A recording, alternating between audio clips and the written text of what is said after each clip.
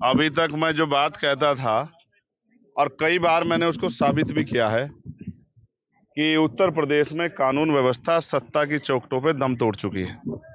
आपने और मैंने देखा कि एक मॉब लिंचिंग यहाँ हुई और उसका वीडियो है कि किस तरह से 12-15 लोग एक आदमी को सरियों से, लोहे की रोडों से, डंडों से पीट रहे और इतना पीटा कि उसकी जान चली जाती है। आज जब मैं उनके परिवार से मिला तो मुझे जानने का मौका मिला कि उसकी 22 फ्रैक्चर थे, 22 जगह से उसकी हड्डियां टूटी गई थी। आप समझो कि उस पर कितने हमले हुए होंगे।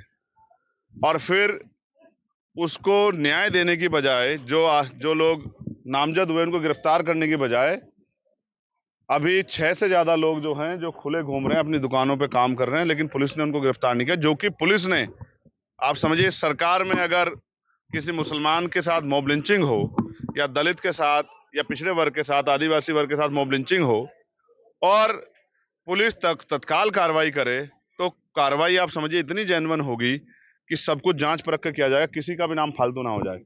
तो उन लोगों को वीडियो एविडेंस के आधार पर चिन्हित किया गया और उनमें से 6 लोग बाहर आराम से घूम रहे हैं। उल्टा 11 दिन बाद इन्हीं के परिवार पे के 7 लोगों पे मुकदमा दर्ज कर दिया गया कि भाई ये लोग उसके साथ शामिल थे, जबकि सच ये है कि ये लोग अपने अपने कामों पे अपने अपने घर थे, ये वहां थे भी नहीं। तो मैंने यहाँ के कप्तान साहब से ये मांग की है कि वो घटना को दोबारा चेक कराएं। हो सकता है इनके साथ चंद्रशेखर आजाद भी वहां हो, और अगर चंद्रशेखर आजाद भी उनकी नजरों में, यहाँ की सत्ता के लोगों की नजरों में आ जाए कि वो भी थे, तो एक मुकदमा दर्ज चंद्रशेखर आजाद पे भी इनके साथ कर दे, सप्लीमेंट्री लगा के। और जब इनको जेल भेजना हो तो मुझे बता दे, मैं भी इनके साथ जेल चलूंगा। क्योंकि अगर आप न्याय नहीं दे सकते और इस वर्दी का की गरिमा को भी नहीं बचा सकते तो आपको कुर्सी पे बैठने का कोई अधिकार नहीं।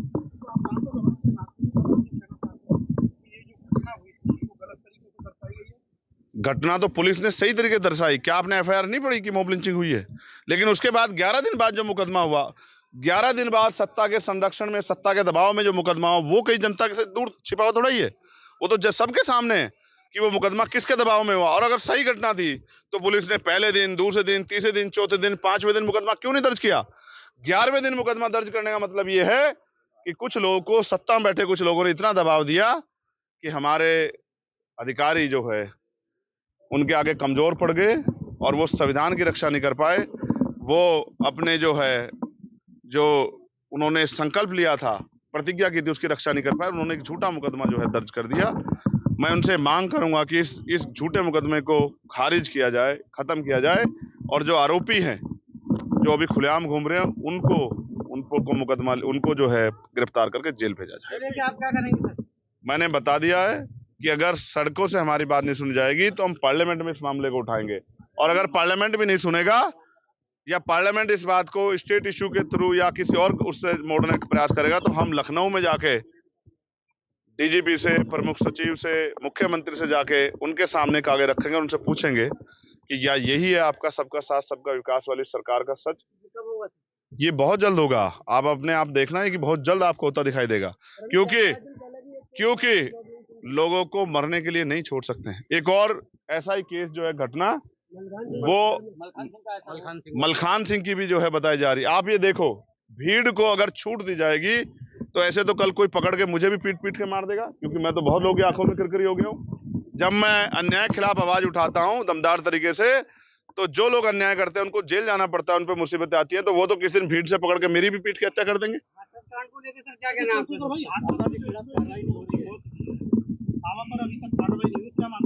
देखो, एक तरफ बाबा पे कार्रवाई नहीं हो रही है, दूसरी तरफ घर में बैठे लोगों, निर्दोष लोगों पे कार्रवाई हो रही है। पहली बात तो ये पुलिस और प्रशासन का फेलियर था, जिसको किसी भी कीमत पे भुलाया नहीं जा सकता। इतनी बड़ी भीड़ इकट्ठा हो रही है तो एलआईयू क्या कर रही थी, इंटेलिजेंस क्या कर रही थी, उनके पास इसकी क्यों जानकारी नहीं थी? और जानकारी थी तो उन्होंने उचित व्यवस्था क्यों नहीं की? मुझे ऐसा लगता है कि प्रशासन और पुलिस और सरकार ये जानती है कि वहां वंचित वर्ग की महिलाएं ज्यादा जाती हैं, वहां गरीब लोग ज्यादा जाते हैं, तो वो मर भी जाएंगे तो क्या फर्क पड़ेगा? अगर ये उनकी जान की वैल्यू समझते, जैसे कोई वहां वीआईपी जाता तो वहां एक वीआईपी के लिए कई हजार पुलिस फोर्स लगा के व्यवस्था कर दी जाती, तो उनकी, उस गरीबों की उसमें कोई वीआईपी नहीं था। तो गरीब अगर 100-125 मर भी गए तो सरकार को इससे क्या फर्क पड़ता है? 2-2 लाख रुपए का मुआवजा, क्या कितना पैसे का मुआवजा दिया है? मुआवजा कितने पैसे का दिया? तो ये बताओ, एक आदमी की जान की कीमत 4 लाख रुपए होगी सरकार के नजर में। तो भाई कौन बचा रहा है ये भी बता दो बस। बाबा को बाबा जी बचा रहे हैं, हम तो नहीं बचा रहे। और ये बताओ जब कैसे गिरफ्तारी की मांग कर लूं जब एफआईआर में नाम ही नहीं है। आप बताओ ना, जब एफआईआर में नाम नहीं है तो कैसे गिरफ्तारी कर लेगी सरकार। लेकिन यहाँ तो झूठी एफआईआर भी हो रही है। यही मैं आपको सच बता रहा हूँ। मैं जाऊंगा, पीड़ित परिवार से मिलूंगा और मैं मुख्यमंत्री जी से और प्रधानमंत्री से मांग करता हूँ। वो तो बहुत धार्मिक लोग हैं, ये तो सिर्फ धर्म के लिए गए थे, भोले बाबा का के उसमें गए थे सत्संग में, कि भाई इनकी जिंदगी अच्छी हो जाए, इनकी गरीबी, बेबसी, लाचारी, बीमारी खत्म हो जाए। तो ये तो आप ही की विचारधारा से के साथ खड़े हैं। तो कम से कम इनको तो 25-25 लाख रुपए का मुआवजा देके इनके परिवारों को तो अपने पैरों पे खड़े होने का वो दो। अगर आप ऐसा नहीं करते तो ये भी माना जाए कि आप ये जो धर्म की बात करते हो ये अपनी राजनीति के हिसाब से करते हो। क्या लगता है कि औरंगजेब के परिवार पर प्रेशर बनाना, अगर धार्मिक आयोजन हुए, लोग मरे तो प्रदेश सरकार को जिम्मेदारी लेनी चाहिए? बिल्कुल जिम्मेदार लेनी चाहिए, बिल्कुल जिम्मेदार लेनी चाहिए। अब तो अभी देखिए कावड़ का त्योहार आ रहा है, धार्मिक आयोजन आप कराएंगे पूरी व्यवस्था से, तो धार्मिक आयोजन आपकी सरकार और आपके विचार में तो बहुत मेल है। तो इसलिए मैं सरकार से कहूंगा कि वो इनको गरीब, दलित, पिछड़े वर्ग की महिलाएं समझ के, गरीब परिवारों की महिलाएं समझ के इनके साथ खिलवाड़ ना करें और कम से कम 25-25 लाख रुपए का मुआवजा इन परिवारों को दें। क्या लगता है औरंगजेब के, और मैंने उसमें अपनी बात रखी है। मैंने कहा है कि उन पे सख्त से सख्त कार्रवाई की जाए, उसकी जांच हो, सीबीआई जांच। और मैं आप सोचो, किसी की भी हत्या हो सकती है आज देश में, जिस तरह कानून व्यवस्था है किसी की भी हत्या हो सकती है, कोई है सलामत नहीं है। और मैं तो आपके सामने खड़ा हूं, आज 1 साल हुआ है, मेरी भी हत्या होगी होती, 4 गोली मेरे ऊपर चली थी। कानून व्यवस्था उत्तर प्रदेश में ऐसी ही है। मैं क्या कह रहा हूं, अब मैं असुरक्षित या सुरक्षित, मैं जनता के बारे में सोच रहा हूं।